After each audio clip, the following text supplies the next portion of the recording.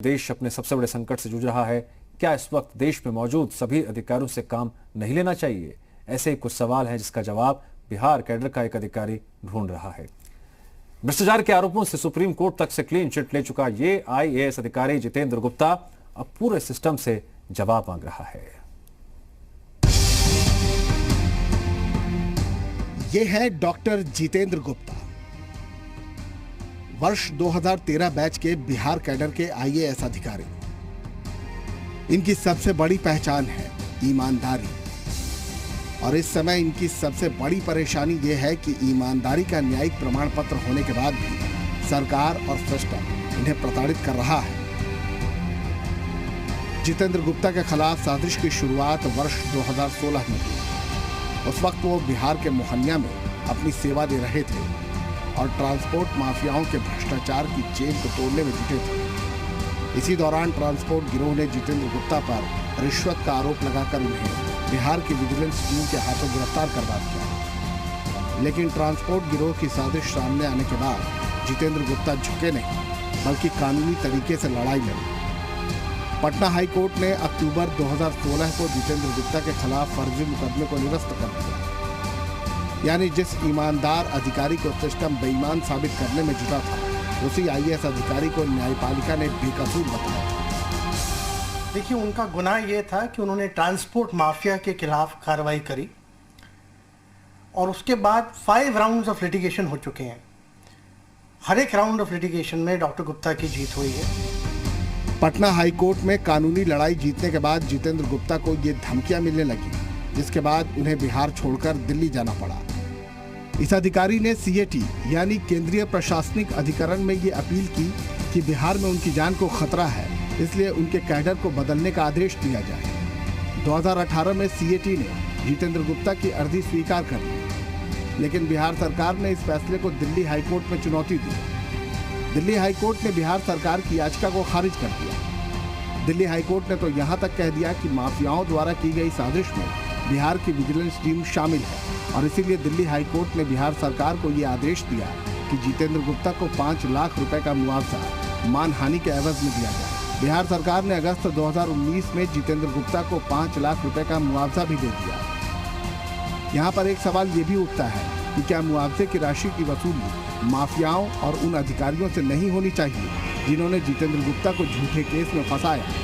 और सवाल ये भी बनता है कि क्या अब तक उन माफियाओं पर कोई एक्शन हुआ या नहीं? हाईकोर्ट ने रिकग्नाइज किया कि एक ईमानदार आईएएस ऑफिसर को हैरेस किया गया, और ये भी रिकग्नाइज किया कि बिहार में उनका सर्व करना अब पॉसिबल नहीं है। He has to be transferred to another state. But बावजूद दिल्ली हाईकोर्ट की जजमेंट के डॉक्टर गुप्ता को कार्डर ट्रांसफर नहीं किया। 3 फरवरी 2020 को केंद्र सरकार ने कोर्ट में कहा कि अगले 3 हफ्तों में जितेंद्र गुप्ता को हरियाणा में पोस्टिंग दी जाए। स्क्रीन पर जो दस्तावेज आप देख रहे हैं, ये 3 फरवरी का सुप्रीम कोर्ट का आदेश है। सॉलिसिटर जनरल तुषार मेहता ने कोर्ट में कहा कि 3 हफ्ते में जितेंद्र गुप्ता की नियुक्ति हरियाणा कैडर में हो जाएगी। सुप्रीम कोर्ट में केंद्र सरकार की तरफ से जो लॉ ऑफिसर अपीयर हुए थे, उन्होंने एक स्टेटमेंट दिया कि इन्हें अब हरियाणा में ट्रांसफर कर दिया जाएगा। बट सुप्रीम कोर्ट के ऑर्डर के बावजूद भी अभी तक कार्डर ट्रांसफर नहीं हो पाया है, और मुझे लगता है कि ये ब्यूरोक्रेटिक ऑब्ड्यूरेसी का उदाहरण है। 2.5 महीने बाद भी जितेंद्र गुप्ता को सरकार के बुलावे का इंतजार है। अब तक ना तो केंद्र सरकार और ना ही बिहार सरकार ने कोर्ट के आदेशों के अनुसार जितेंद्र गुप्ता की पोस्टिंग के संबंध में कोई फैसला लिया है। इस पूरे मामले में बिहार सरकार का भी पक्ष जानने की कोशिश की, ईमेल भी भेजे, लेकिन कोई जवाब नहीं आया। बिहार कैडर के आईएएस जितेंद्र गुप्ता के मामले में हमने कार्मिक मंत्रालय का पक्ष भी जानना चाहा। मैंने कार्मिक मंत्रालय के सेक्रेटरी सी चंद्रमौली को एक के बाद एक कई मेल भेजे, कई रिमाइंडर भेजे, और उनसे यह जानना चाहा कि कोर्ट के आदेश का पालन कब कराया जाएगा और इस पर मंत्रालय का स्पष्टीकरण क्या है और इस पर मंत्रालय क्या कहना चाहता है। ऐसा नहीं है कि किसी आईएएस अफसर के खिलाफ ये पहली बार हो रहा है। हमने कुछ रिटायर्ड अधिकारियों से इस पर बात की। जी मीडिया ने जब 2004 से 2007 तक कैबिनेट सचिव रह चुके बीके चतुर्वेदी से इस केस पर बातचीत की, तो उनका जवाब था, ये सही केस है जिसमें केंद्र सरकार दखल दे, सारे सबूतों को दोबारा देखे, कोर्ट के फैसले को देखे, और युवा अफसर को न्याय मिले। हमने कई पूर्व IAS अफसरों से इस मामले पर बातचीत की। अगर ऑफिसर्स का मनोबल सरकार इतना गिरा देगी तो अफसर कैसे नौकरी कर पाएगा? देखिए, लेजिस्लेशन का काम होता है कानून बनाना, लेजिस्लेट करना। एग्जीक्यूटिव का काम होता है उसको एग्जीक्यूट करना, उसको इम्प्लीमेंट करना। तो उस एग्जीक्यूटिव में बहुत से डिपार्टमेंट आते हैं, चाहे वो सिविल सर्विसेज हो, चाहे वो पुलिस हो, चाहे और डिपार्टमेंट्स हो। उनके अगर मनोबल इस तरह गिरेगा तो उसका बहुत बुरा असर पड़ेगा। जब कोर्ट ने उनके पक्ष में फैसला कर दिया है और उनको अपराध से मुक्त कर दिया है, उनके साथ एक विशेष परिस्थिति हो गई है।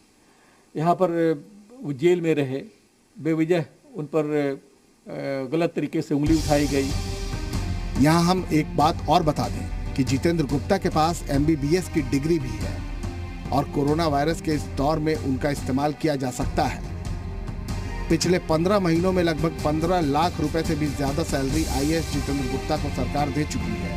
इसलिए सरकार की ये जिम्मेदारी बढ़ जाती है कि वो जितेंद्र गुप्ता से काम जरूर ले। सवाल यही उठता है कि जनता के पैसों से अधिकारियों को सैलरी देने वाली सरकार आखिरकार ऐसे अधिकारियों को काम पर क्यों नहीं लगाती? क्या कोरोना जैसे संकट काल में एक मैन पावर जरूरी नहीं?